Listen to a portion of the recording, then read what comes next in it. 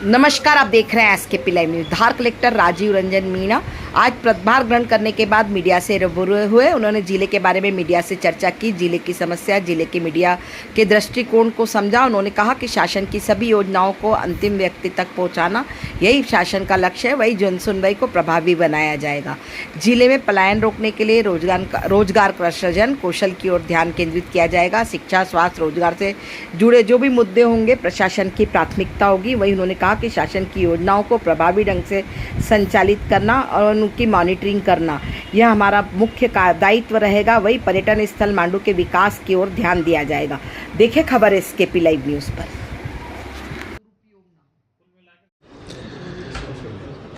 जैसा कि आप सभी से जो चर्चाएं हुई हैं अभी लगभग आधे घंटे, उसमें आपने भी जो ज़िले की जो वर्तमान वस्तुस्थिति के आधार पर जो प्राथमिकताएं रखी हैं, उसके साथ साथ जो इस ज़िले की जो भौगोलिक स्थिति है और जो यहाँ की जो वर्तमान में जो व्यावसायिक स्थिति है, उसके हिसाब से जो महत्वपूर्ण प्राथमिकताओं में अगर हम बात करते हैं तो जो शासन की जो महत्वपूर्ण योजनाएं हैं वो उन योजनाओं में हम चाहे रूरल एरिया हो या ग्रामीण क्षेत्र, चाहे रूरल एरिया हो या अर्बन एरिया, उनमें उन शासन की योजनाओं का सभी पात्र हितग्राही तो लाभ पहुँचे। उसके साथ साथ में जो यहाँ की जो इंडस्ट्रीज से जुड़ी हुई जो समस्याएं हैं, उन इंडस्ट्रीज से जो यहाँ की जो रहवासी हैं उनको किस तरीके से बेहतर जो लाभ उससे पहुंच सकता है, या जो पर्यटन से जुड़े हुए विषय हैं जो कि हमेशा से, क्योंकि मांडू एक जो विश्व स्तरीय पर्यटक स्थल है, तो उसको किस तरीके से और बेहतर हम बना सकते हैं। इसके साथ साथ में जो भी यहाँ जो शासन के जो महत्वपूर्ण प्रोजेक्ट्स चल रहे हैं, उन प्रोजेक्ट्स में किस तरीके से जो उनके महत्वपूर्ण मुद्दे हैं उनको उनमें अगर किसी प्रकार की कोई समस्याएं हैं, उनका निराकरण, जिससे कि वो समय सीमा में उनको वो कंप्लीट हो सकें और उनकी जो लाभ है, उनका जो लाभ है वो उनकी जो भी रिक्वायरमेंट है, उन रिक्वायरमेंट को हम फुलफ़िल कर सकें, जिससे कि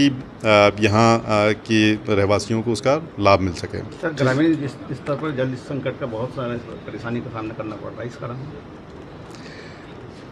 अब जो चूँकि पेयजल एक महत्वपूर्ण जो आवश्यकता है, उसके हिसाब से जो कुछ ये पेयजल से संबंधित जो मुद्दे होंगे वो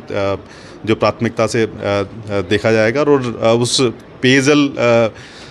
के लिए जो जल संसाधन और उससे जो राज्य की जो स्कीम है, जो जल जीवन मिशन है, उसको और बेहतर तरीके से जो हम जब पेयजल जो ग्रामीण और शहरी क्षेत्रों में पहुंचा सकते हैं, उस पर भी हम विचार करें। शासन की योजना के अंतर्गत करोड़ों रुपए की बिल्डिंग्स जिले में तैयार हो चुकी है, आयुष्मान आरोग्य मंदिर जैसे, लेकिन कई सालों से उसकी उद्घाटन नहीं हुई, जिसकी वजह से हज़ारों की संख्या के जो ग्रामीण हैं वो अपेक्षित है स्टाफ नहीं होने के कारण। तो उसके लिए क्या करें? आपने जो बात रखी है, जो ऐसी बिल्डिंग्स जो वर्तमान में पूर्ण हो चुकी हैं, उनको उसकी जो रिक्वायरमेंट के हिसाब से उनको एक बार हम उसकी एक बार जांच करेंगे और उसमें जिस पर्टिकुलर पर्पज़ के लिए बिल्डिंग बनी है, उनको उस पर्टिकुलर पर्पज़ को उसको क्रियान्वयन तेज़ी से हो, इस पर हम विशेष ध्यान रखें। स्टाफ की कमी है, लाखों रुपए की मशीनें धूल खा रही है, जंग लगने वाली है, स्टाफ की वजह से वो नहीं हो। हाँ, जो इस तरीके की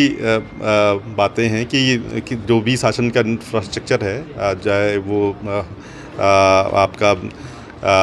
स्कूल हो या आपका हेल्थ का कोई इंस्टीट्यूशन हो या किसी भी अन्य प्रकार की जो भी बिल्डिंग, अगर उसकी उपयोगिता उसकी जो क्षमता के हिसाब से नहीं हो पा रही, तो उसको एक बार देखेंगे कि उसकी क्या कमियां हैं और उसको दूर करते हुए उस